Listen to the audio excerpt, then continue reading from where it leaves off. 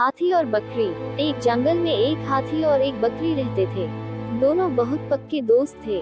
दोनों साथ में मिलकर हर दिन खाने की तलाश करते और साथ में ही खाते थे।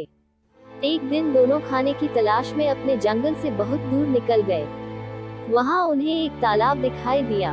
उसी तालाब के किनारे एक बेर का पेड़ था। बेर का पेड़ देखकर हाथी और बकरी बहुत खुश हुए। वो दोनों बेर के पेड़ के पास गए। फिर हाथी ने अपनी सूंड से बेर के पेड़ को जोर से हिलाया और जमीन पर ढेर सारे पके हुए बेर गिरने लगे।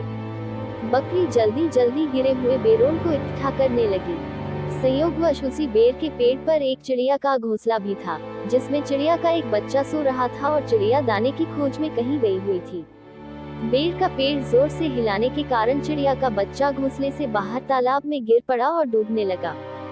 चिड़िया के बच्चे को डूबता हुआ देखकर उसे बचाने के लिए बकरी तालाब में कूद गई, लेकिन बकरी को तैरना नहीं आता था।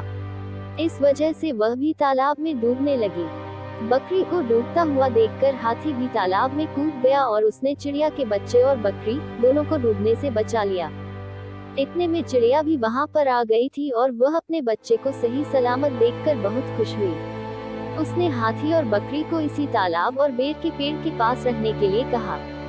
तब से हाथी और बकरी भी चिड़िया के साथ उस बेर के पेड़ के नीचे रहने लगे।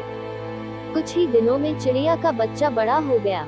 चिड़िया अपने बच्चे के साथ जंगल में घूम कर आती थी और हाथी और बकरी को जंगल में किस पेड़ पर फल लगे हैं इसकी जानकारी देती थी। इस तरह हाथी, बकरी और चिड़िया मजे में रहते और खाते पीते थे।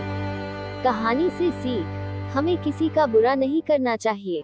अगर हमारी गलती से किसी को परेशानी होती है तो उस गलती को सुधारना चाहिए और मनमुटाव दूर करते हुए एक दूसरे की मदद करनी चाहिए।